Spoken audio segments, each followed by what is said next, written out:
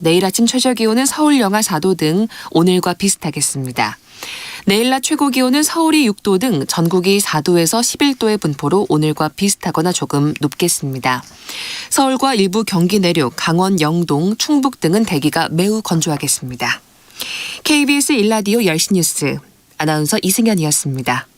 KBS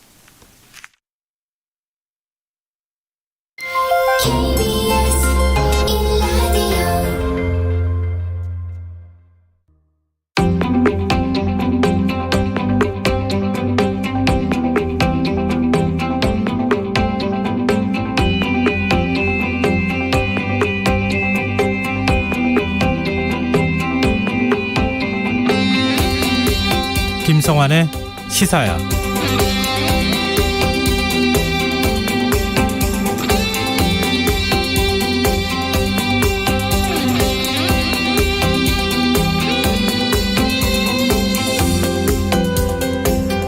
안녕하십니까.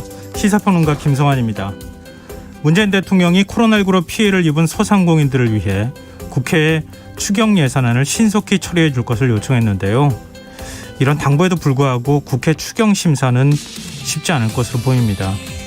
여야는 지금 한 목소리로 추경 예산안을 늘려야 한다는 목소리를 내고 있는데요. 민주당은 35조 원, 국민의힘은 50조 원을 이야기하고 있는 상황이죠. 문제는 재원 조달 방식에 있어서 이견을 보이고 있다는 점입니다. 여당은 국채 추가 발행을 시사한 반면 야당은 한국판 뉴딜을 비롯해 기존의 예산 지출을 조정해야 한다고 주장하고 있는데요. 정치권이 과연 적절한 해법을 찾을 수 있을까요? 넘어야 할 사안은 또 있습니다. 여야가 합의를 이룬다 해도 홍남기 경제부총리가 증액에 반대하고 있는데요. 홍 부총리는 추경에 영향을 받는 물가와 나라빚, 그러니까 경제 전반도 살펴야 한다는 입장을 고수하고 있습니다. 청와대는 추경안을 일부 증액할 수 있다는 가능성은 열어두고 있지만 정부와 국회의 간극이 너무나도 큰데요. 실제 정부가 국회에 제출했던 14조 원 규모의 추경안은 상임위 논의를 거치는 동안 54조 원 규모로 불어난 상황입니다. 코로나19 피해 보상을 위해 적극적인 재정 투입도 필요하지만 정치권의 논의가 선거 표심을 계산한 움직임은 아닌지 걱정스러운 것도 사실인데요. 여야 정치권이 책임 돌리기가 아닌 책임 정치로 모두를 위한 절충안을 찾아냈으면 하는 바람입니다. 자세한 정치권 소식 잠시 뒤 이어지는 뉴스에서 자세히 살펴보겠습니다. 베이징 동계올림픽이 편파 판정 논란으로 얼룩지고 있습니다. 대한체육회는 오늘 긴급 기자회견을 열고 젊은 선수들의 4년 청춘을 지켜내지 못했다면서 지난밤 쇼트트랙 편파 판정에 대해 국제스포츠중재재판소에 제소하겠다는 입장을 밝히기도 했는데요. 더 깊이 있게 들여다보는 인터뷰 시간에서는 베이징 현장에서 문제의 판정을 직접 본 쇼트트랙계의 전설이죠. 진선유 KBS 해설위원 연결해서 이야기 나눠보겠습니다. 화요일마다 찾아오는 시간이죠. 빅데이터를 통해 인터넷 이슈를 살펴보는 이슈 이수다 코너도 마련되어 있으니까요. 많은 관심 부탁드립니다. 김성환의 시사는 청취자 여러분들의 많은 관심과 참여 기다립니다. 방송 내용과 관련해 의견 있으신 분들은 문자 보내주십시오. 당첨된 분들께는 모바일 상품권 보내드릴 텐데요. 참여하실 번호는 샵9730이고요. 짧은 문자는 50원, 긴 문자는 100원의 이용료가 부과됩니다. 콩 게시판을 통해서도 무료로 참여하실 수 있고요. 콩 어플리케이션과 KBS 1라디오 유튜브 채널을 통해서도 저희 방송을 실시간으로 시청 또 참여하실 수 있습니다. KBS 1라디오 김성환의 시사야. 그럼 지금 시작하겠습니다.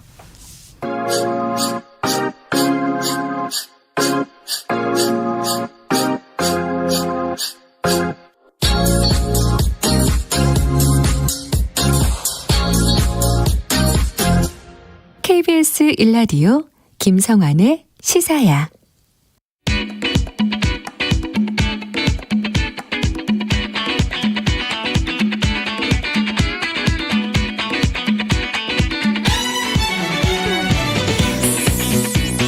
오늘 놓쳤던 뉴스 꼼꼼히 정리해드리는 뉴스야 시간입니다. 오늘은 곽재훈 프레시안 기자 나와 계십니다. 안녕하세요. 네, 안녕하세요. 네, 어제 국회에서 코로나19 확진자 투표 어떻게 될 거냐, 투표 방안 마련해야 한다, 뭐 이런 논의가 있지 않았습니까? 또 여야 간의 논란을 벌이기도 했었는데 네. 문재인 대통령이 확진자와 자가격리자들도 대선 투표를 할 수 있도록 조속히 대책을 마련하라 이렇게 당부를 하고 나섰어요. 네, 어제 정치권에서 문제 제기가 있었는데요. 오늘 문재인 대통령이 코로나19 확진자와 자가격리자 중 투표가 가능한 경우에는 투표권이 보장돼야 한다면서 관계기관이 마련 중인 방안을 조속히 확정해 국민의 투표권 행사에 차질이 없도록 하라고 지시했다고 청와대 박경미 대변인이 서면 브리핑을 통해 밝혔습니다. 네. 문 대통령이 이 같은 지시는 사전투표일 이후인 다음 달 6일부터 투표 당일인 9일 사이에 확진 판정을 받을 경우 투표할 방법이 없는 지금 현역법상 그런 문제 때문에 이런 지시를 한 것으로 보입니다. 아무래도 지금 확진자가 많아지고 있는 상황이니까 사전 투표를 하고 난 다음과 그다음에 대선 투표일 사이에 한 나흘 정도 기간이 뜨잖아요. 그 기간 동안에 확진 판정을 받은 경우에는 투표하기가 쉽지 않은 이런 상황이 될 수 있다. 이런 우려가 지금 정치권에서 제기가 됐던 건데. 네, 지금 방역법 때문에 이제 확진자가 특별 외출이 허용되지 않는 상황이기 때문에 거소 투표도 지금 할 수 없는 그런 문제가 있습니다. 근데 여야는 내일 정치개혁 특위를 열고 대책을 논의한다고요? 네, 여야 간에 여기에 대해서는 큰 이견이 없는 상태인데요.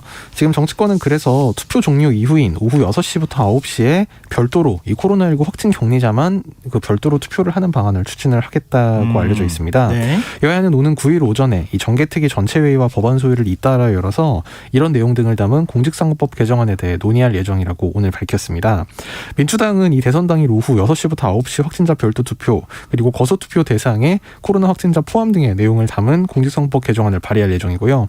국민의힘에서도 역시 이 오후 6시에서 9시 별도 투표 그리고 확진자 격리자 대상 임시기표소 설치, 투표소 접근 편의를 위한 제반시설 설치 등 내용을 담은 공직선거법 개정안을 발의할 예정입니다.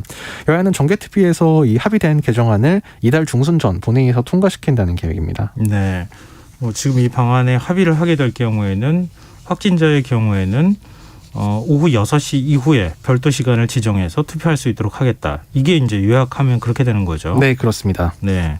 문재인 대통령은 국무회의에서 추가 경정 예산안에 대한 입장도 밝혔어요. 네, 요거는 이제 청와대에서 열린 국무회의 모두 발언에서 문 대통령이 밝힌 입장인데요. 네. 문 대통령은 신속한 지원이 생명인 만큼 국회의 협조를 간곡히 당부드린다면서 소상공인과 자영업자에 대한 지원은 한시도 늦출 수 없고 이분들의 어려움을 최대한 덜어드리기 위해 평상시에는 전례 없는 1월 추경안을 국회에 제출한 것이라고 강조했습니다. 네. 문 대통령은 특히 그러면서 국회 심의 과정에서 사각지대 해소 등을 위한 합리적 대안이 나오는 것에 대해선 정부도 성심껏 검토할 것 이렇게 말을 했는데요. 요게 이제 국회에서 지금 이루어지고 있는 이 예산안 그 수정 작업, 좀 증액 작업에 대해서 합리적인 부분은 이제 좀 수용하겠다 이런 의사를 밝힌 것으로 풀이가 됐습니다. 네. 근데 대통령이 이렇게 발언했으면 행정부의 공식적인 입장이다 이렇게 봐도 무방한 거 아니겠어요? 홍남기 경제부총리도 무조건 안 된다는 건 아닌 거죠? 예, 다만 홍부총리는 이제 대폭 증액은 어렵다 이런 입장을 지금 여전히 고수를 하고 있는데요. 네. 재정당국의 이제 입장을 대변하고 있는 건데 오늘 그 국회에서 예결특위 회의가 열렸거든요. 그 종합정책질의가 열렸는데 여기에 출석한 홍부총리는 사각지대라든가 국회에서 제기하는 일부 부족한 부분에 대해서 꼭 필요한 부분은 증액 요인도 있을 것이고 그래서 정부가 제출한 규모에 전후해서 통상적으로 국회에서 하는 감액 증액 논의는 있겠지만 지금 여야가 35조 원, 50조 원을 얘기하고 있는데 그런 정도 규모는 수용하기가 어렵다는 말씀을 명백히 드린다. 이렇게 다시 한번 강조를 했습니다. 네.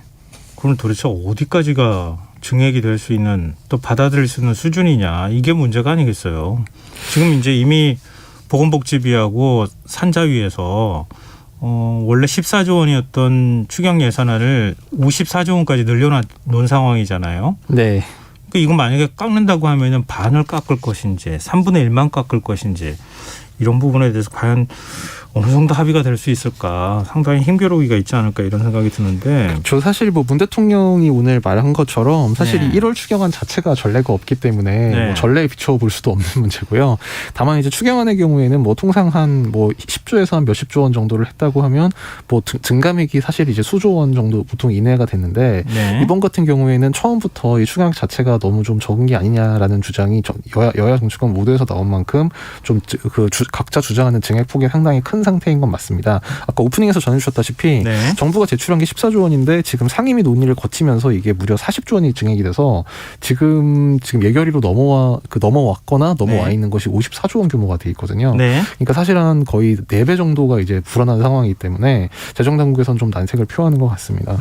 민주당 내에서 나오는 거 보니까 소상공인들한테 300만 원 원래 주기로 했던 거 1,000만 원까지 늘려서 지금 아마 54조 원을 만들어 놓은 것 같은데 1,000만 원까지는 다 동의를 얻지 못하더라도 예를 들어서 500만 원이든 600만 원이든 이렇게 증액을 하는 수준이면은 어느 정도 동의를 할 수 있지 않을까 이런 얘기도 나오더라고요. 그러면 아마 전체 예산액이 많이 줄지는 않을까 그런 생각이 들기는 하는데요. 근데 문제는 뭐냐면 뭐 앞서도 잠깐 말씀 나눴던 것처럼 재원을 어디서 마련할 거냐. 여야가 여기에 대해서도 지금 이해관계가 엇갈리는 거죠. 네, 사실 그 부분 때문에 오늘 기재위에서 열린 이제 기재위 세임 예산안 관련 그 오늘 여야 협의가 결론을 내지 못한 채로 지금 일단 종료가 됐는데요. 예. 지금 오늘 기재위 논의에서 이제 여당은 증액을 위해서 국채를 발행해야 된다 이런 취지의 주장을 폈고 네. 야당은 본예산 세출 구조 조정을 해야 된다. 그러니까 지금 본예산으로 이미 그 작년 말에 작년 12월 초에 의결한 올해 본 예산을 이제 거기서 구조조정을 해서 빼서 이제 추경 사업의 재원으로 사용해야 된다 이런 주장을 펴면서 이제 맞서고 있는데요. 네. 그래서 지금 여야 간의 이견 때문에 결국 기재위에서는 그 합의 없이 회의가 종료가 됐고 예. 예결위에서 일단 상임위별 증액 규모에 그러니까 얼마를 늘릴지를 먼저 합의를 한 다음에 이제 그 말하자면 재원 마련 방안에 대해서는 정부가 수정안을 제출하는 방식으로 지금 진행이 될 것으로 보입니다. 근데 윤호중 민주당 원내대표는 14일까지는 공식 선거운동이 15일부터 시작되니까 14일까지는 통과해야 된다, 시켜야 된다 이렇게 얘기를 하고 있는데 국민의힘은 일단 정부안 통과시키고 새 정부 출범하고 난 다음에 다시 한번 추경하자 뭐 이렇게 얘기하는 거 아니에요? 예, 지금 뭐 여야 간에 사실 지금 그 논의 중간중간에 이제 말하자면 중간 단계에서 조금씩 입장이 나오고 있는데요. 그 어쨌든 국민의힘 같은 경우에는 14일까지 이제 이게 합의가 돼서 처리가 되지 못했을 경우에는 대선 이후로 논의 자체를 미뤄야 한다. 이제 이런 주장을 협상 초기에 한 바가 있습니다. 네. 지금 이해득실을 따질 문제인가. 지금 힘들어하는 소상공인을 제일 먼저 두고 난 다음에 고민해야 될 문제가 아닌가 이런 생각이 드네요. 뭐 이 문자하고도 연결이 될 수 있을 것 같은데 민주당 이재명 후보 방역 체제 전환 필요성을 지금 거듭 강조하고 있어요.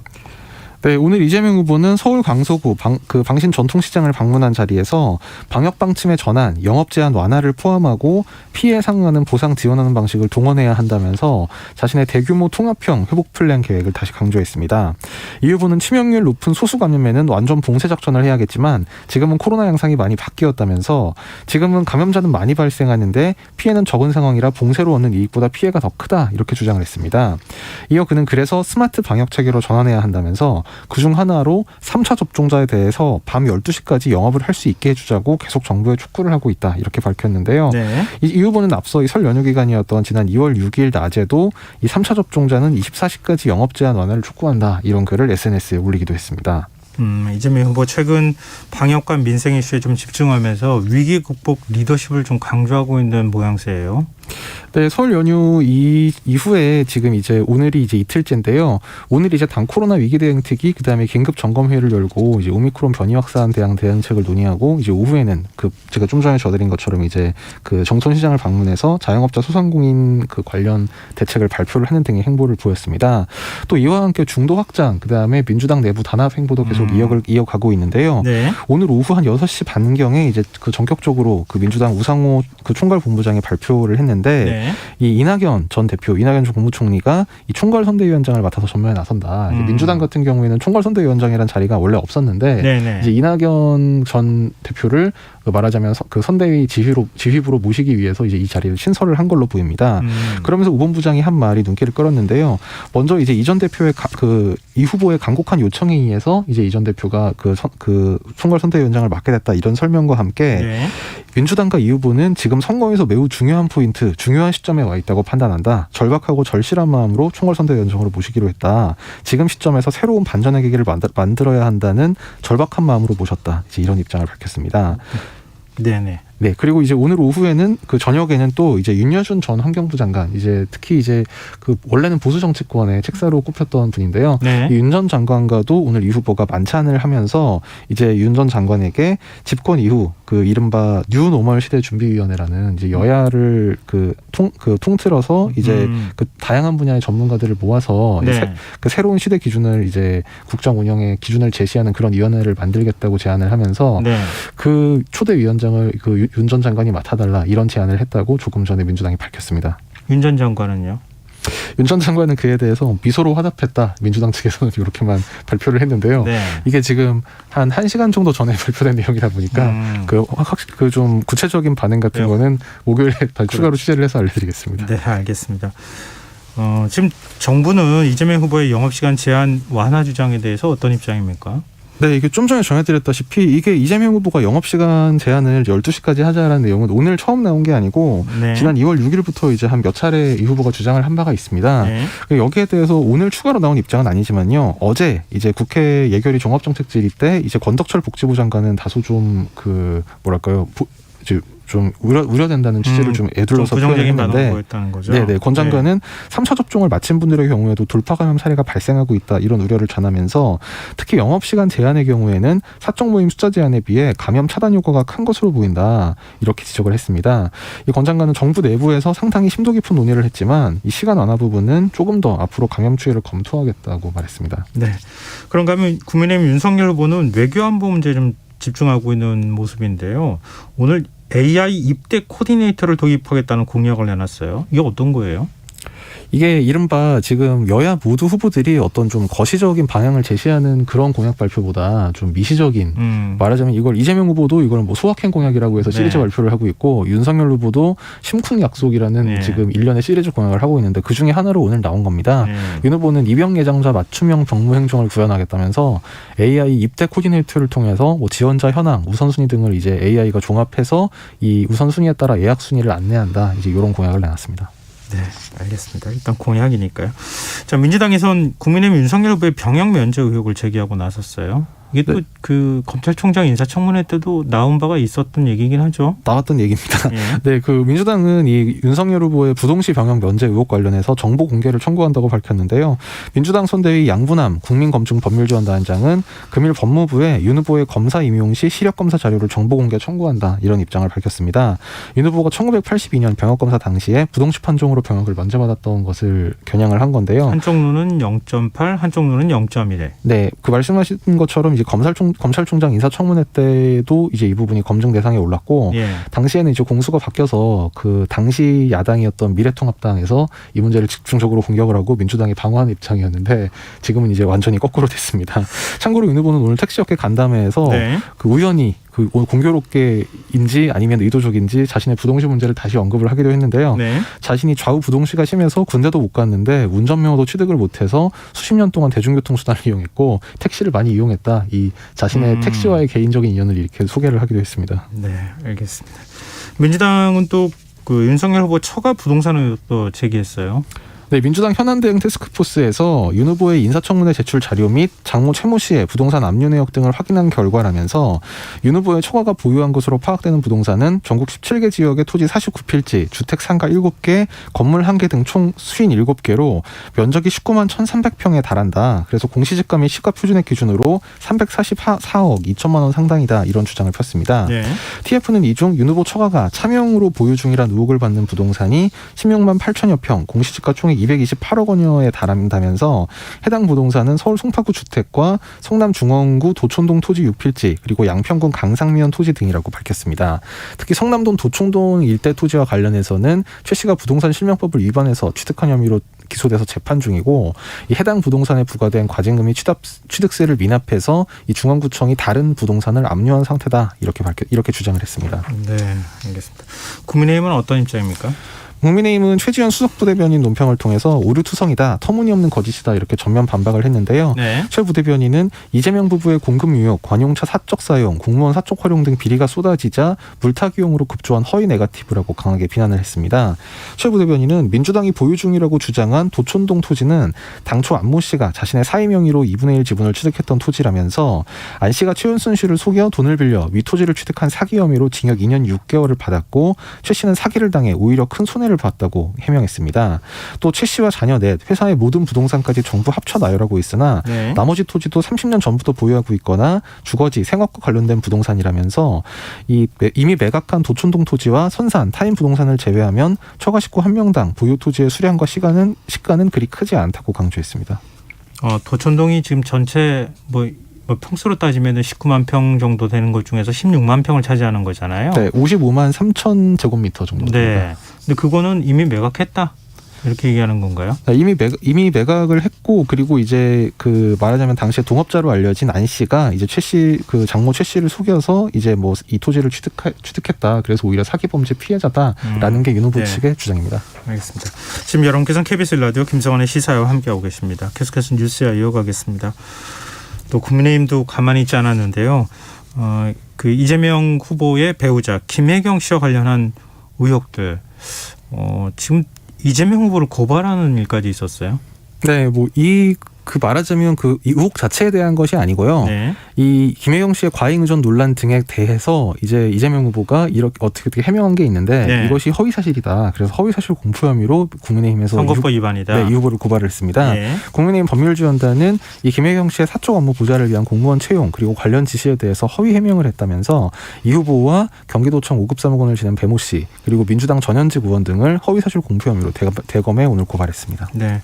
광의 의존 의혹과 관련해서 당내 대응한 부분에 대해서 민주당 내에서도 이렇게 해서는 좀 안 되겠다 이런 얘기가 나온다면서요? 네, 민주당 강병원 최고위원이 오늘 이제 KBS 라디오 인터뷰에서 선대위와 주변에서 언론 보도가 있을 때마다 국민 눈높이에 맞지 않는 어설픈 해명을 해서 오히려 사태를 더 키운 측면이 있다면서 냉정하고 차분하게 국민 눈높이에서 바라볼 필요가 있다 이렇게 지적을 했습니다. 네. 우상호 민주당 선대위 총괄선대본부장도 오늘 라디오 인터뷰에서 이 여론조사에서 이 후보가 좀 열세를 보이고 있는데 그 이유를 뭐라고 분석하느냐 이런 질문이 나오자 경기도지사 시절 비서실 직원들 문제가 상당히 영향을 많이 미치고 있다. 심각하게 보고 있다. 이런 분석을 전하기도 했습니다. 당내에서는 김혜경 씨가 직접 사과해야 한다. 이런 목소리도 나온다고요? 네, 앞에 라디오 인터뷰에서 이제 강 최고위원이 좀 더 정리해서 한꺼번에 후보나 배우자께서 국민께 진지하게 사정을 말씀드리고 사과하는 것이 필요하다. 이런 주장을 한 바가 있고 뭐 그런 비슷한 기류도 감지가 되고 있습니다. 네. 지난번에 한번 사과는 하긴 했잖아요. 이재명 후보도 사과하긴 했었고. 근데 네. 김혜경 씨가 직접 나서서 사과하는 게 필요하다. 예, 이런 당시에는 얘기인 이제 거죠? 서면으로 이제 서면 사과문을 발표하는 형식이었는데 네. 이제 말하자면 그 국민의힘에서 이제 그 윤석열 후보 배우자 김건희 씨가 예. 그 마이크를 잡고 했던 것처럼 이제 아마 그런 형식이 돼야 되지 않겠느냐 이런 말도 나오는 것 같습니다. 네, 알겠습니다. 자, 국민의힘 윤석열 후보가 언론 인터뷰에서 이제 한국일보 인터뷰죠. 더 이상 구조적인 성차별은 없다 이렇게 발언한 것과 관련해서 지금 논란이 일고 있어요.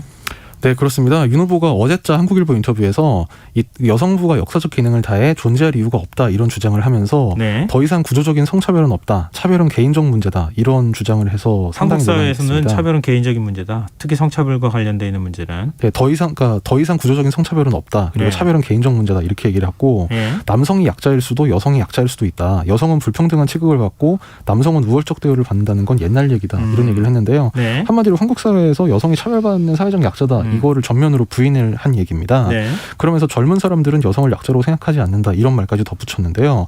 이에 대해서 정치권에서 무슨 뭐 이준석 대표를 따라가는 거냐. 뭐 이제 이런 비난이 나왔는데 그 얘기는 사실과 다릅니다. 왜냐하면 안티페미니즘을 이끌고 있다는 평가를 받는 이준석 대표조차도 한국에서 그러니까 그 질문을 한 기자가 전데요.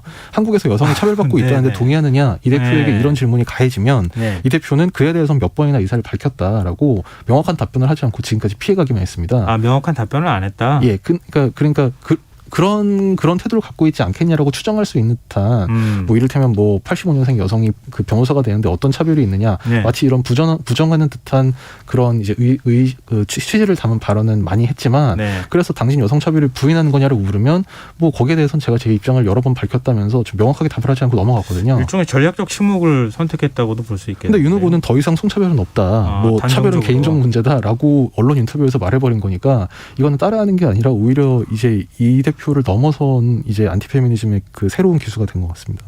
정치권 반응은 어떻습니까? 이 정치권 반응도 반응인데요. 일단 이 윤 후보의 주장 자체가 사실과 많이 다릅니다. 네. 이 작년 3월 세계경제포럼이 발표한 2021년 성격차 보고서에 따르면 한국 성격차 지수 세계 156개 중에 102위. 그러니까 결코 성차별이 없다, 평등하다라고 말할 수가 없는 수치이고요. 특히 경제적 기회부문 지수는 종합지수보다 더 낮은 123위, 고위직 관리직 여성 비율은 15.7%에 불과해서 134위였습니다. 네. 그리고 뭐 이건 너무 유명한 통계지만 2020년 OECD 통계에 따르면 한국 남녀 간 임금 격차 OECD 회원국 가운데 1위, 31.5%로 일본보다도 높았거든요. 네. 뭐 그다음에 각종 성범죄, 데이트 폭력 등 여성 대상 범죄는 말할 것도 없고 뭐 여성에 대한 성적 대상화라든지 가부장적 가족제도 뭐 이런 문화적 영역의 문제도 일일이 언급하기 어려운 수준입니다.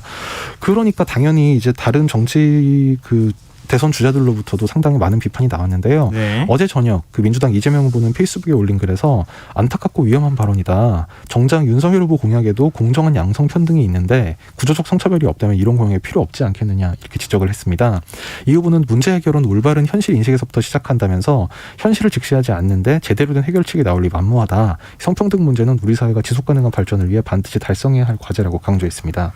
또 어제나 심상정 정의당 대선 후보도 망언록에 더 이상 쓸 자리가 없을 것 같다고 꼬집었는데요. 네. 시 후보는 무엇보다 만연한 성폭력의 뿌리가 바로 구조적 성차별이다 이렇게 지적을 하면서 윤 후보 주장대로라면 국회의원 여성 비율이 19%에 불과한 것, 100대 기업 등 여성 임원 비율이 4.8%에 불과한 것은 온전히 여성 개인 능력 문제냐 이렇게 꼬집었습니다. 여성 단체들도 비판하는 성명을 냈는데 윤석열 후보 오늘 해명을 내놨죠? 이것도 해명이 아니고요. 이 질문한 기자도 접니다. 제가 물어보니까 답을 한 건데요. 네. 질문이 이거였습니다. 어제 한국일보 인터뷰에서 구조적 성차별이 없다는 말을 하셨던데 네. 검찰총장 재임 중에는 뭐 여러 번 그 여성이 사회적 약자라는 얘기를 하지 않았냐, 입장이 변하신 거냐 이렇게 물어봤는데요. 네. 윤 후보 답변은 구조적 남녀 차별이 없다라고 말씀드린 건 아니고요라고 했습니다. 그래서 네. 구조적 성차별이 있다, 더 이상 없다라고 어제 얘기를 했는데 하여튼 오늘 답변은 구조적 남녀 차별이 없다라고 말씀드린 건 아니다라고 어제 한 얘기를 부인을 했고 네. 그것이 그러니까 차별이 우리 사회가 지속적으로 노력해 왔기 때문에 그것보다는 개인별 불평등과 차별에 더 집중해야 되고 그래서 그 말이 그 여성가족부 해체 때문에 나온 것인데 이제 여성가족부는 시대적 소명을 다했고 새로운 방식으로 불평등과 차별에 대응해야 한다고 말씀드렸다. 어제 인터뷰한 취지에 대해서 이렇게 설명을 했습니다. 잘 무슨 얘기인지 못 알아듣겠는데요. 이해가 잘 안 되는데요. 그러니까 저도 어제는 구조적 성차별이 없다라고 이제 얘기를 했는데 없다라고 말한 건 아니다. 오늘 제 질문에 대해서 이렇게 답을 해서 저도 사실 잘 이해는 안 갔습니다. 네, 알겠습니다. 오늘 뉴스 여기까지 하겠습니다. 지금까지 곽재현 프레시안 기자였습니다. 고맙습니다. 감사합니다.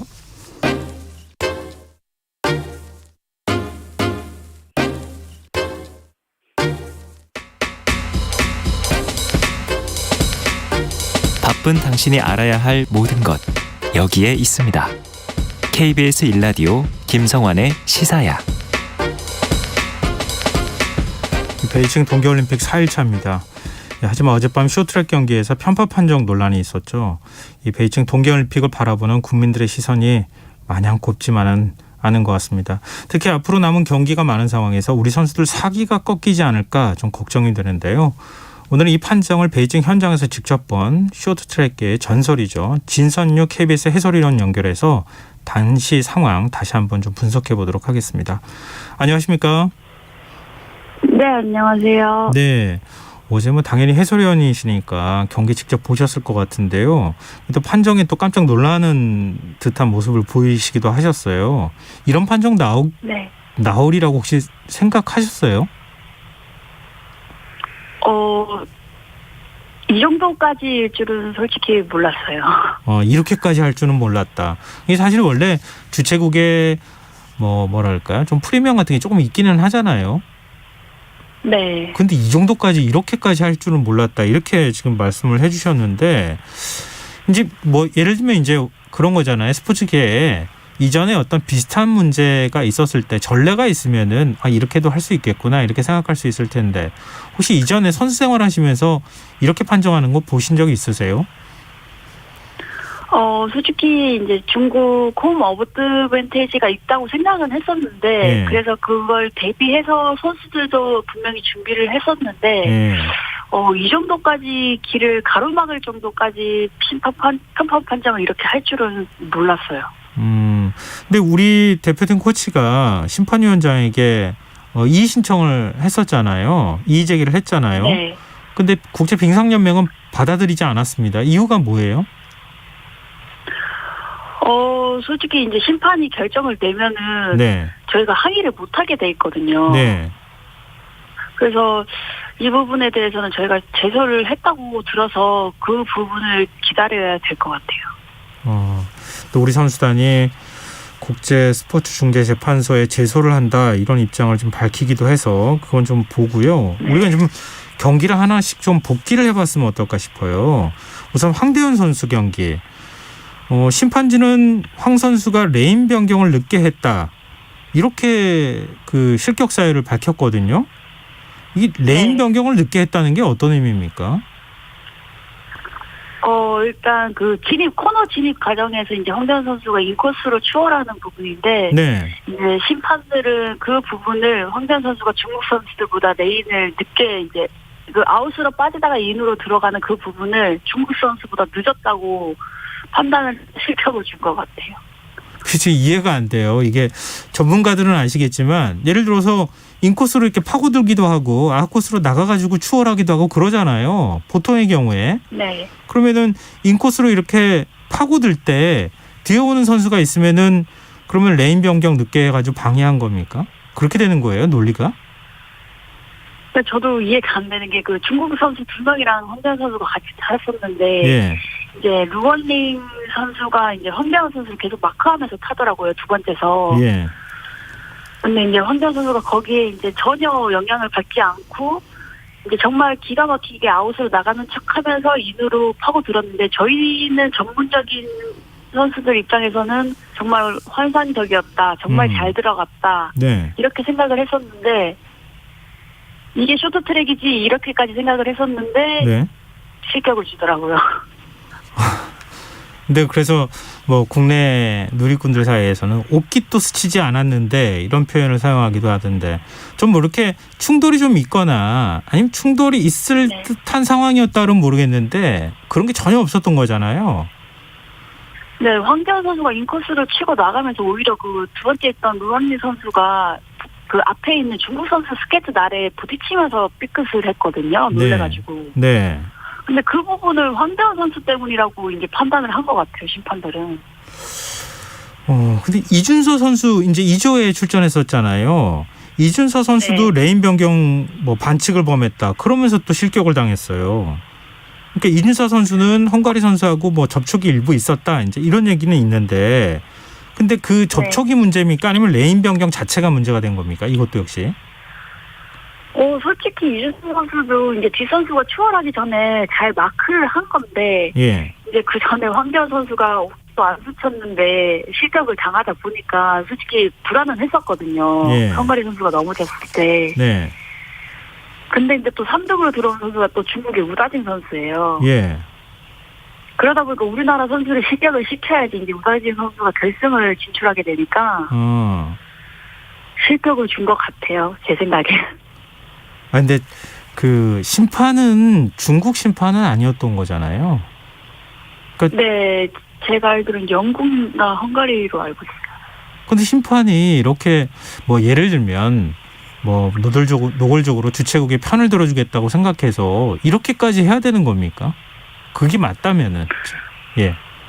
이걸 그러니까 편을 들어줘도 몰래 이렇게 해야 되는데 너무 대놓고 하니까 정말 할 말이 없더라고요.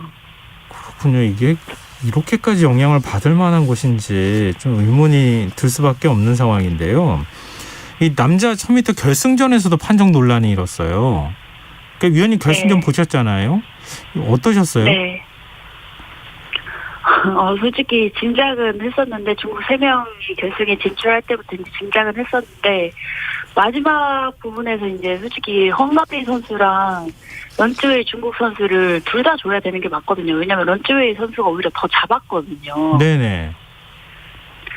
근데 이제 아시다시피 런쯔웨이 선수가 금메달을 따야 되니까 헝가리 선수만 실격을 주더라고요. 그렇게밖에 지금 해석이 안 되는 거예요? 네, 헝가리 선수도 오죽했으면 들어와서 그 심판들이 비디오 플레이 할 때까지 손을 모아서 빌고 있더라고요.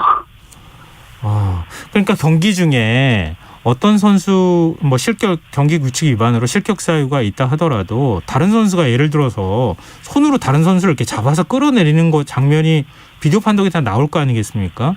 그럼 그 선수도 보통 네. 실격이 되는 게 맞는 건가요?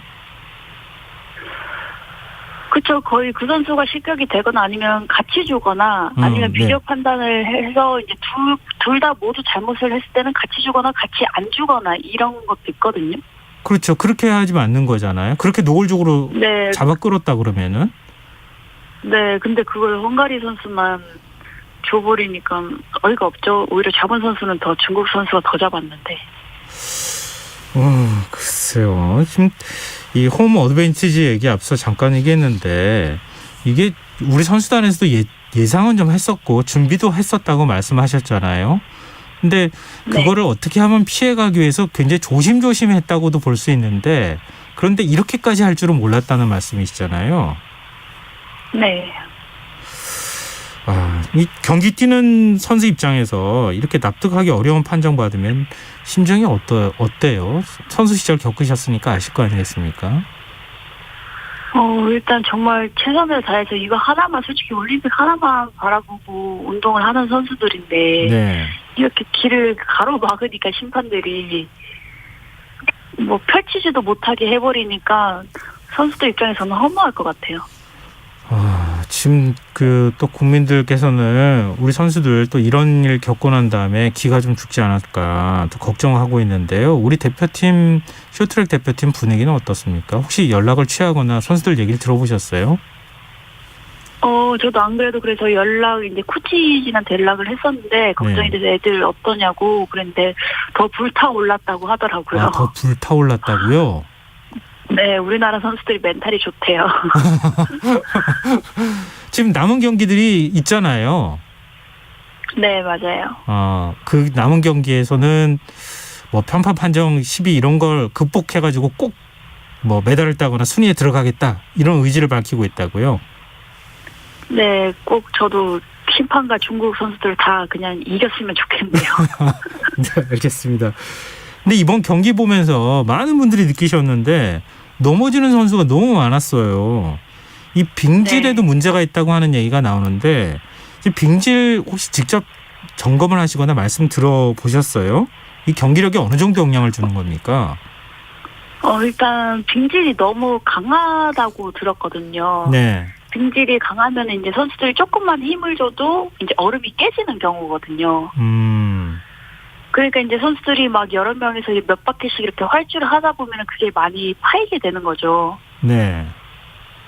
그러다 보니까 이제 선수들이 이제 조금만 삐끗하면은 발만 잘못 놔도 이제 넘어지게 되는 그런 상황이 많이 생기는 거죠. 제가 봤을 때도 지금 올림픽 대회 중에 제일 많이 넘어지는 것 같아요, 선수들이. 근데 미리 빙질 점검을 좀 하시지 않으세요? 선수들 미리 와서 점검을 하는데 어차피 뭐 다 똑같은 조건이긴 하지만 네. 그래도 이제 올림픽 대회 경기 치고는 빙질이 너무 최악인 거죠. 원래 올림픽은 정말 빙질에 신경을 많이 쓰거든요. 네네. 오히려 더. 네. 근데 이 정도 빙질은 처음 본 것 같아요.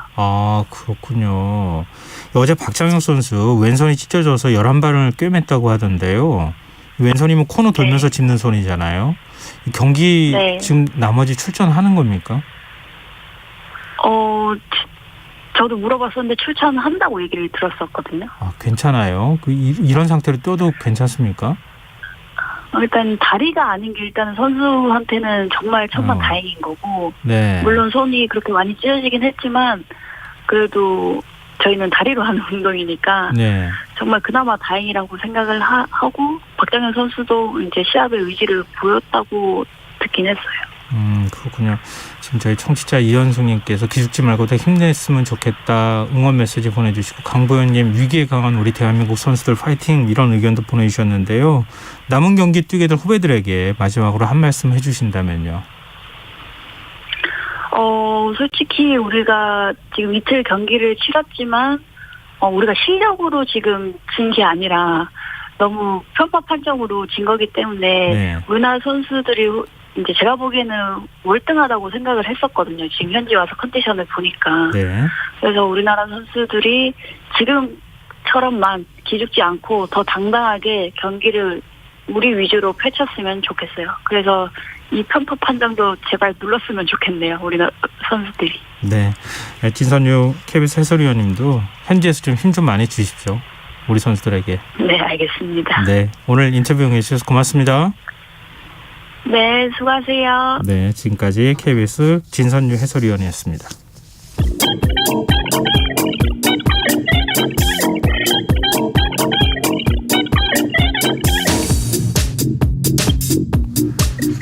빅데이터로 인터넷에서 화제가 되고 있는 이슈를 살펴보는 시간입니다. 이슈다.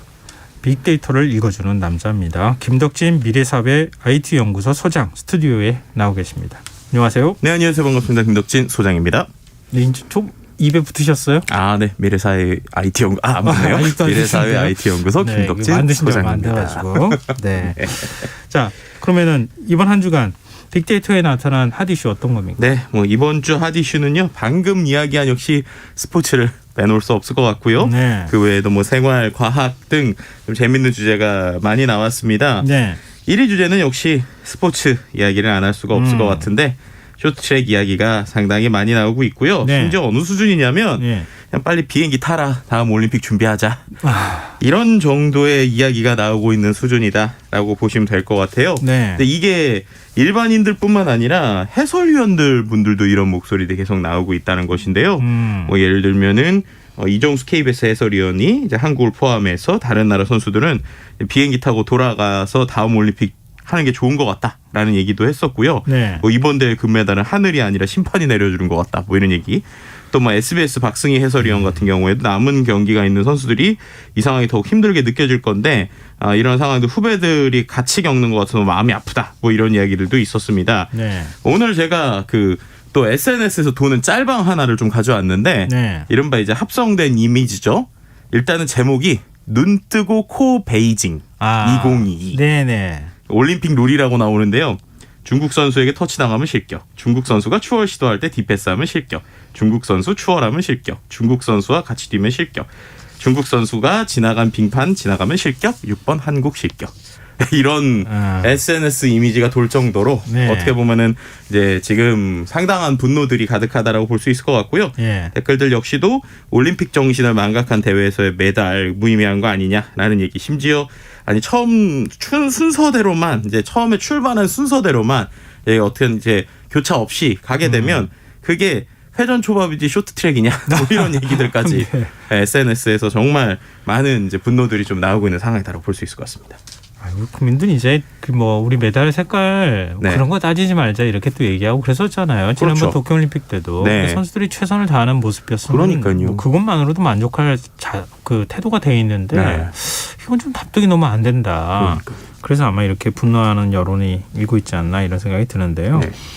근데 이런 가운데 중국에서는 도시가 봉쇄되는 일이 있었어요. 네, 이제 어제죠. 2월 7일에 네. 코로나19 감염자가 발생해 한 인구 350만 명의 도시 하나를 또 봉쇄를 한 겁니다. 네. 그러니까 베이징에서 무려 2,500km 떨어진 곳인데 이곳에서 이제 코로나가 나왔다고 이제 어떻게 보면은 아예 도시 자체를 봉쇄한 형태인데요. 네. 바이서라는 도시입니다. 감염자가 100명 정도 나왔더니 주민 350만 명 전원을 집에서 못 나오게 한 채 지금 격리하고 있는 상황이라고 하고요. 네. 이렇게 되는 거 보면 거의 뭐 중국이 원래는 뭐 동계올림픽 치르면서 처음에는 방역을 좀 완화하는 거 아니냐라는 예상도 있었는데 뭐 지금 상황이면 고강도 방역이 당분간 유지될 가능성이 좀 보이고 있고요. 뭐 지금 베이징의 경기장이나 숙소도 뭐 이른바 이제 폐쇄르포에서 다 있는 상황이잖아요. 네. 근데 그 안에서도 지금 경기 중에 뛰는 선수들도 이제 수십 명이 감염이 되기도 하고 뭐 그런 것 때문에 어떻게 보면 우승 후보가 뭐 출전하지 못한 이런 상황들이 생기는데 이러다 보니까 SNS상에서는 도대체 누구를 위한 올림픽이냐. 그리고 이런 상황에서도 최선을 다하는 선수들에게 이런 뭐 결과들도 혹은 이러한 판정에서의 석연함들이 나오는 게 아니 이게 누구를 위한 올림픽이냐 정말 올림픽 정신이냐라는 분노들이 좀 나오고 있는 것 같습니다. 네. 약간 좀 아직도 중국은 국가주의 성향이 좀 강하지 않나 그런 생각이 드네요. 자, 두 번째 주제는 뭡니까? 네, 두 번째 주제는 감기라는 이게 생활 주제에서 나온 감기라는 키워드고요. 네. 이게 어떻게 보면 오미크론을 통해서 이제 코로나가 과연 감기처럼 끝날 것이냐 아니면 어떻게 되는 것이냐 뭐 이런 다양한 이야기도 좀 나오고 있고요. 네. 그다음에 요즘에 이제 오미크론 좀 많다 보니까 기침만 좀 나와도 걱정하시는 분들이 좀 많아지는 것 같아요. 뭐 그건 코로나19 처음 때부터 지금까지 그랬던 것 같은데. 그렇죠. 저도 뭔가 조금 네. 그러면은 이거 다른 분들한테 피해 주지 않을까 그래서 왠지 이렇게 다른 데가 있기도 하고 그러거든요. 그러니까요. 그래서인지 이번 주에 흥미로운 게 기침 완화를 위한 방법들이 기침을 좀 줄어들게 해주는 기침이 방법들이 나오려고 할 때 안 나오게 하는 SNS상에서 방법. 이슈가 좀 되기도 했습니다. 몇 가지를 좀 보면 뭐 이제 낮에는 기침 안 하려면 따뜻한 음료나 수분 섭취하고 혹은 사탕 같은 걸 먹어야 된다. 밤 기침 같은 경우에는 잠이 최고의 약인데 꿀을 섭취, 그러니까 어떻게 보면 차에다 꿀을 넣어서 마시는 오래된 방법을 쓰거나 네. 가습기를 사용하거나 소금물을 가글을 하라고 하는데요. 이거는 저도 몰랐던 건데 그 외에 또 여분의 베개를 준비하라 뭐 이런 게 있더라고요. 여분의 베개요? 네, 이게 뭐냐면 기침이 밤에 종종 심해지는 이유가 중력으로 인해서 이제 눕게 되면 예. 목구멍에 점액이 고여서래요. 그래서 점액을 이제 밖으로 내보내는 수단으로 기침 반사가 유발이 돼서 베개를 조금 그럴 때는 좀 높이는 게 도움이 될 수도 있다고 합니다. 그래서 이제 여분의 베개를 놨다가 기침이 좀 심하면 베개를 좀 놔라. 뭐 이런 미국 건강 미디어에서 나왔었던 내용들이 SNS에서 좀 돌기도 했습니다. 이 근거가 없는 얘기는 아닌 것 같아요. 네, 이게 왜냐면, 미국 건강 미디어인 네. everydayhealth.com에서 나온 얘기라고 하더라고요. 저도 지금 목이 안 좋아가지고 병원을 종종 가거든요. 이비인후과를 네. 가면 단 거를 먹어라. 기침 나올 때. 그쵸. 목이 안 좋을 땐 그렇게 해라. 이렇게 의사 선생님이 저한테 권유하거든요. 그리고 위 역류성 식도염이라든가 이런 거 있는 분들은 베개를 조금 높여서 위보다 조금 더 높게 하면 목에 자극을 덜 줄 수 있다. 그렇죠. 이렇게 또 조언을 해준 적이 있기 때문에 이 과학적으로 어느 정도 근거가 있는 얘기인 것 같습니다. 하여튼 지금은 괜한 오해를 사지 않기 위해서는 어느 정도 기침을 줄이는 팁들이 좀 필요한 것 같아요. 사탕을 조금 갖고 다니는 거 그게 네, 제일 좋은 편리한 방법인 방법인 것 것 같습니다. 같습니다. 자, 3위 주제는 뭐죠? 3위는 IT 과학 분야고요. 키워드는 5G라는 키워드입니다. 이건 늘 뭐 5G 서비스 하고 있잖아요. 네. 물론 뭐 그 서비스가 제대로 안 되고 있다는 불만은 있긴 네, 하지만 그러니까 이번 주에 화제가 된 건 이제 상용화 4년 차가 넘어가면서 가입자가 3천만이 넘어가고 이렇게 되면 올해 안에 이제 기존의 4G LTE를 쓰는 사람보다 5G 사용자들이 훨씬 많아지는 이른바 골든 크로스가 곧 일어날 것 같다라고 하는 내용들이 나오는 거예요. 네. 근데 그럼에도 불구하고 이제 말씀해 주신 대로 가입자가 기존의 4G LTE보다도 많아지는데 소비자 만족도는 4년 전이나 지금이나 똑같다는 것이죠. 그게 이제 봤더니 실제로 이제 통신 3사가 지금까지 구축했던 5G 무선국이 19만 8,832개고 그중에서 9만 489개, 그러니까 절반 정도죠. 이게 수도권에 집중돼 있고 6대 광역시까지를 더하면 68.2%라고 합니다. 그러니까 네. 반대로 얘기하면 그런 곳들이 아니면 5G 서비스를 제대로 받지를 못하는데 지금에 나오는 어떤 전화기들이 다 5G 전용 폰들이 좀 많이 나와요. 네. 그러니까는 어떻게 보면 소비자 입장에서는 내가 5G를 원해서 쓰는 게 아니라 최신 기계를 쓰려면 국내에서는 5G를 써야 되는 상황이라는 것이죠. 네. 근데 그러다 보니까 오히려 특히나 이제 서울이 아닌 이제 어떤 수도권이나 어떤 광역시가 아닌 곳들에서는 비싼 돈을 내면서도 더 터지지 않는 상황이 되는 겁니다. 그래서 요금도 더 비싸잖아요. 그렇죠. 이제 그러다 보니까 어느 수준까지 있었냐면은 이제 이게 하도 전화가 안 터지니까 지방에서 사용자가 이에 대해서 문제를 제기를 했더니 이동통신사의 고객센터가 네. 건물 안에서 5G가 잘 안 터지는 게 정상이다. 뭐 네. 이런 식의 무책임한 대응까지 했다고 합니다. 이제 이러다 보니까 결국에는 이러한 어떠한 불만이 있음에도 5G 품질 측정하는 경우밖에 없었대요. 그럼 이제 예를 들면 통신사가 어려워서 그러느냐라고 봤을 때 실적은 지금 최대 호실적이라는 것이죠. 뭐 예를 들면은 LGU 플러스, SK텔레콤, KT 역시 어떻게 보면은 설비 투자는 기존과 유사하거나 소폭 감소하고 있는데 실제 이제 실적 같은 경우는 계속 늘어나니까 이런 것들에 대한 불만들이 지금 쌓여 있는 상황이다라고 보시면 될 것 같습니다. 이익이 많이 나면 네. 이용자들을 위해서 투자를 늘려줘야 되는 게 당연한 거 아니에요? 그렇죠. 이렇게까지 그 서비스 그러니까 지금 5G 휴대폰을 많이 쓰는 상황이라고 하면 네.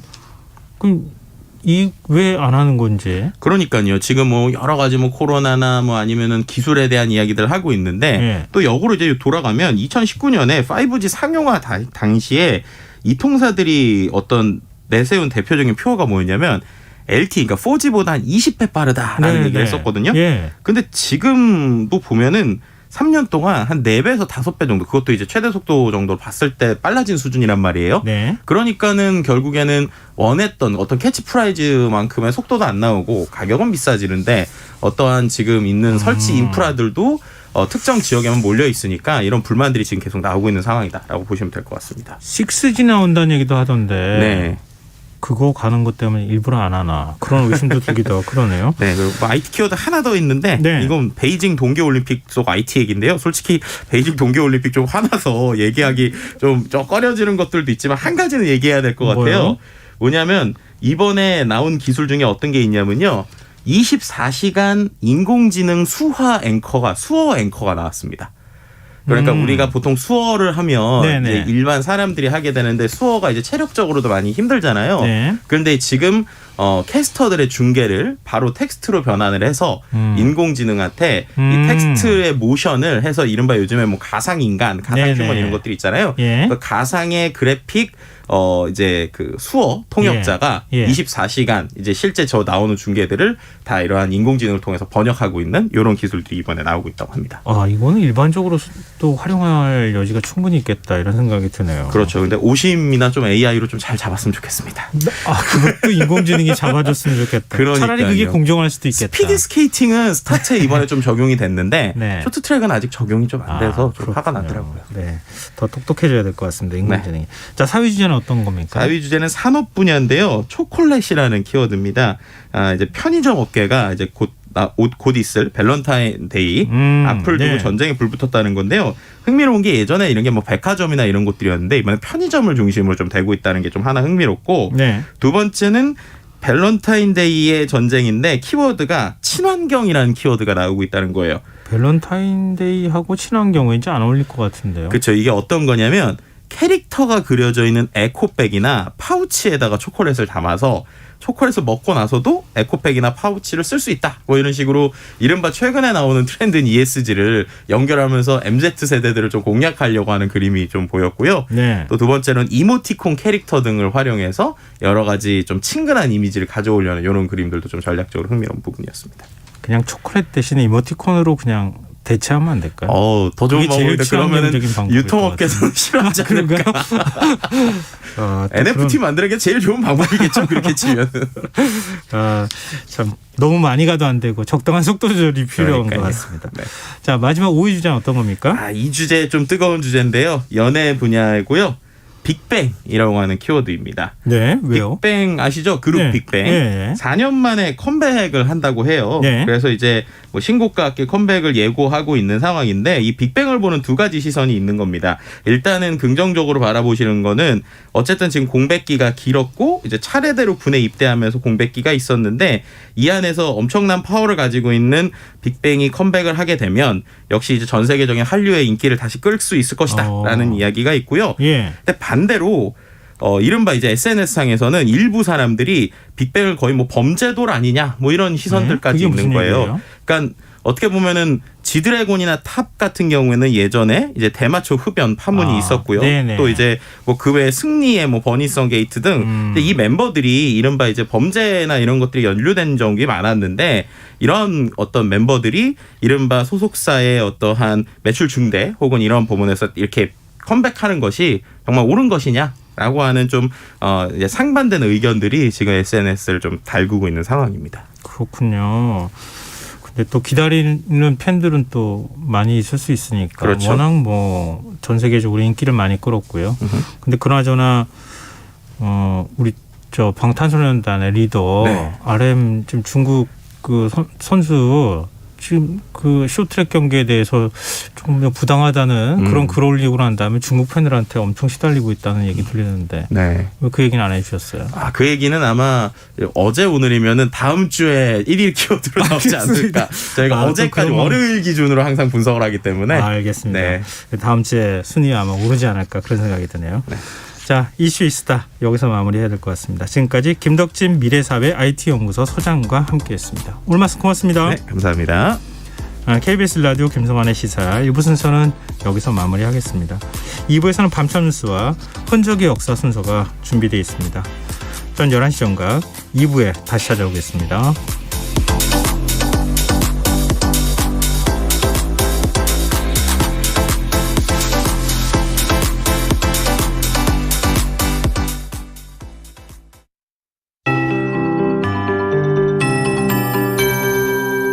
KBS 58분 날씨. 내일 전국이 가끔 구름 많겠고 모레는 전국이 구름 많다가 오전부터 차차 맑아지겠습니다.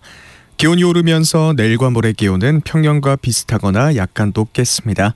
다만 경기 북부와 강원 내륙 산지를 중심으로 내일 아침 기온은 영하 10